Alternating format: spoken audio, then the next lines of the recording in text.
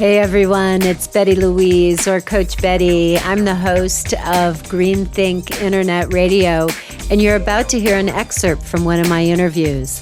Please check out the full show at womenonair.biz. That's www.womenonair.biz. Hope you enjoy it.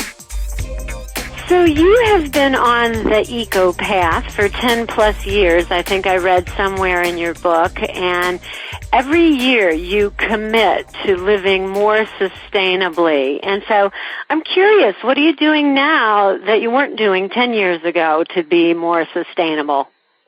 Well, a few things have changed because I've gotten older and my life has changed. 10 years ago, I was just finishing up college, so I was living in a different way, probably with a smaller footprint even than I am now because I was sharing my space with so many other people.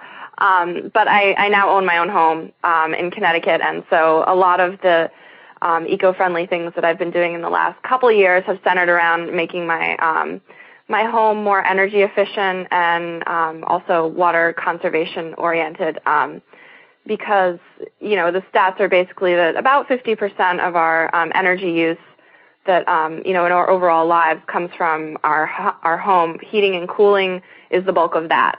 So what was that? It was 50% of the energy that we are really using in our world is coming from our homes. Is that what you said? Yeah, about 50% of, you know, what a lot of people call our carbon footprint. So it's a good way to measure your impact, and about half comes from our homes. The other half comes from transportation and, you know, other buildings, food and things like that.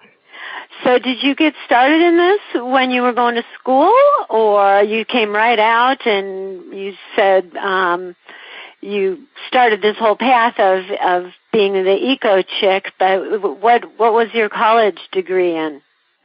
Well, I've actually always been, I would say, the eco chick, and I was raised by who I actually dedicate my book to, the original eco chick, my grandmother.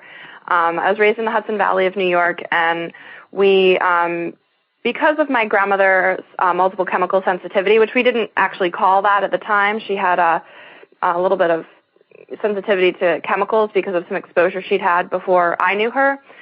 We used no toxic chemicals in our home. It was also built on a rock ledge above a wetland, so you know we were always sensitive about the fact that everything we put down the drain went into the wetland that then we would play in because we had a septic system rather than being hooked up to a town sewer system. So you got tuned in very early to being aware of how the impact of what we're doing on the earth and how it comes back to us.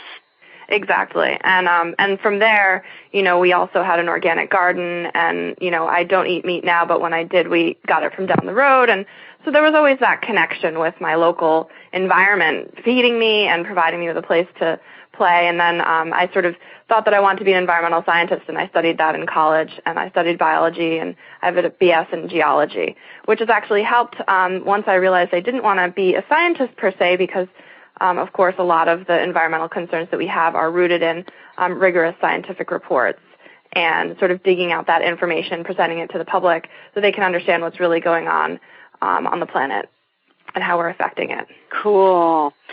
Well, let's talk about this eco-chick part of it, the eco-fashion and how to be fashionable and stylish and green. If you like what you've heard and want to get more information about how to be green, sustainable, conscious, check out womenonair.biz. That's www.womenonair.biz. Stay tuned.